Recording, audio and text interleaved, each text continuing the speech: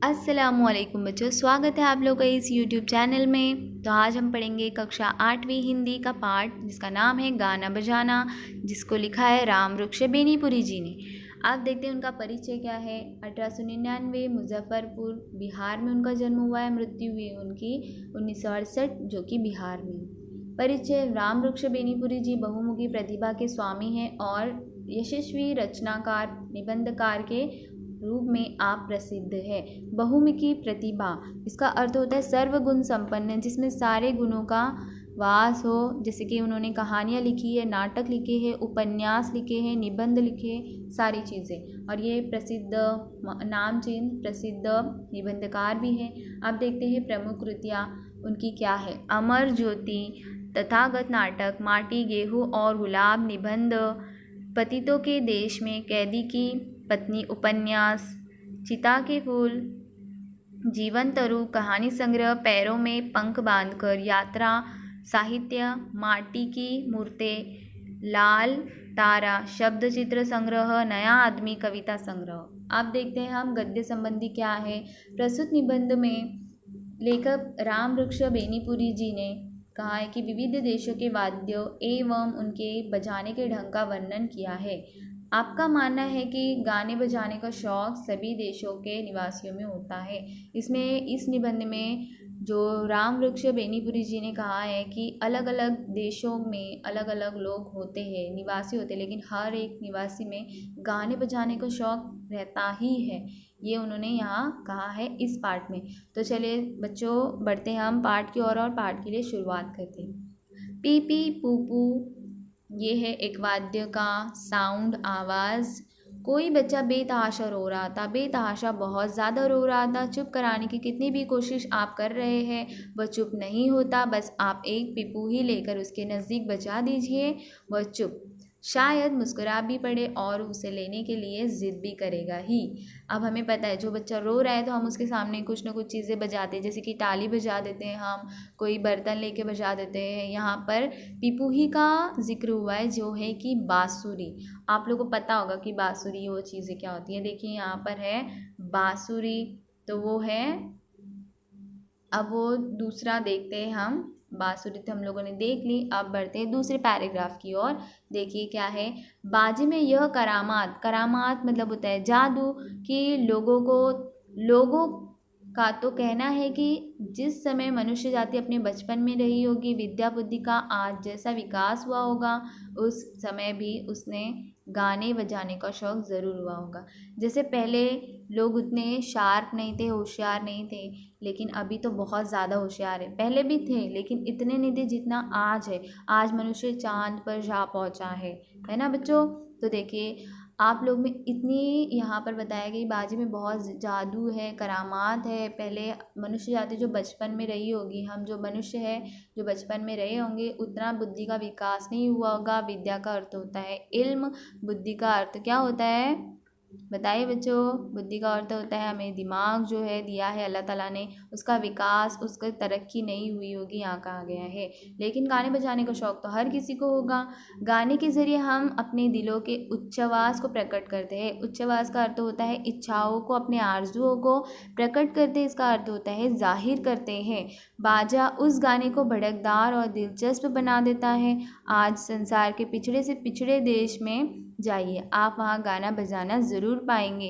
अगर हम खुश होते हैं तो भी हम गाते हैं, बजाते हैं, गुनगुनाते हैं हम। तो उसी तरीके से भड़कदार और दिलचस्प, मज़ेदार, दिल को छू जाने वाला ऐसी चीज़ें भी करते हैं। संसार का अर्थ क्या होता है दुनिया, पिछड़े से पिछड़े मतलब है गरीब से गरीब देश में भी क्या है गाना बजाना हम ज़रूर पाते हैं। अब चलते आगे। पहले कौन सा बाजा बना होगा, इसका अंदाज़ा लगाने वाले कहते हैं कि पहले कई चीज़ों को इकट्ठा कर। अब किसी को अंदाज़ा नहीं है कि गाना जो बजाना कहाँ से शुरू हुआ। ऐसे सोच रहे हैं, कल्पना कर रहे हैं कि किसी चीज़ों को इकट्ठा करके उसमें पीट पीट कर शब्द निकाले गए होंगे, मार मार कर उसमें से शब्द निकाले गए होंगे, निकालने की चेष्टा की गई होगी। चेष्टा का अर्थ होता है मजाक भी होता है, लेकिन यहाँ कोशिश का जिक्र हुआ है, यहाँ पे कोशिश की गई होगी।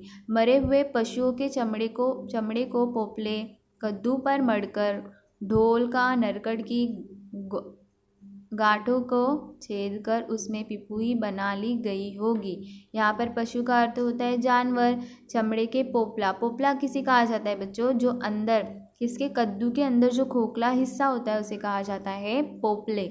उसमें मढ़ कर उसमें नरकट की गांठियों को छेद कर उससे पिपुई बनाई गई होगी। यहाँ पर नरकट ये एक पेड़ का नाम है, जो कि जिससे ये नरकट का पेड़ कैसा होता है? जैसे बाँस का पेड़ होता है वैसे ही होता है, लेकिन छोटा सा होता है, तो उससे पिपुही बाँसुरी बनाई गई होगी। गाड़ कर उसमें छेद करके गड्ढे करके उसमें पिपुई बना ली गई होगी। किसी पोपली चीज़ से छोटी छोटी कंकड़ रख कर उसे हिलाने डुलाने पर एक प्रकार का स्वर, जिसे कहा जाता है सुर, निकालते देखकर झुनझुना बनाने की कल्पना की गई होगी। झुनझुना हमें पता है, छोटे बच्चे जब रोते हैं, छोटे होते हैं, तो उनके सामने जो झुनझुना बजाते हैं, हम उस चीज़ से वाकिफ़ हैं। अब देखिए आगे झुनझुना बनाने की कल्पना की गई होगी। सोचे होंगे कि उसमें कंकड़ डालते हैं पोपले के अंदर, अगर हिलाएंगे तो उसमें से सुर निकलता होगा, स्वर निकलता होगा, जिसे कहा जाता है। आज भी बहुत से देश में तीनों बाजे हैं। कौन से तीन? बहुत देश में 3 बाजे बजाए जाते हैं। उसमें से पहला ढोल, पिपुही और झुनझुना। चाहे उनका आकार प्रकार अलग हो, इन तीनों के सहारे ही नाना तरह के स्वर निकाले जाते हैं। नाना तरह के स्वर मतलब है अलग अलग प्रकार के सुर निकाले जाते हैं इन तीनों चीज़ों से। तो देखिए आगे हम बढ़ते हैं। अब है वनवासी। वनवासी का अर्थ क्या होता है? जो जंगल में ज़िंदगी गुजारने वाले लोग होते हैं बच्चों, उन्हें कहा जाता है वनवासी। वनवासी लोगों के गाने बजाने को गौर से सुनने पर मालूम होता है कि उनमें ताल पर ज़्यादा ध्यान नहीं दिया गया है। जो वनवासी लोग होते हैं वो गाते हैं बजाते हैं, लेकिन उन पे ताल पर ध्यान नहीं दिया गया। ताल का अर्थ होता है बजाना, और सुर का अर्थ क्या होता है बच्चों? गाना। आप लोग अपनी किताब में जो है वो लिख लीजिए इन कठिन शब्दों के अर्थ। सुर का मतलब होता है गाना, ताल का अर्थ होता है बजाना। सुर पर कम ध्यान देते और ताल पर वो ज़्यादा ध्यान देते।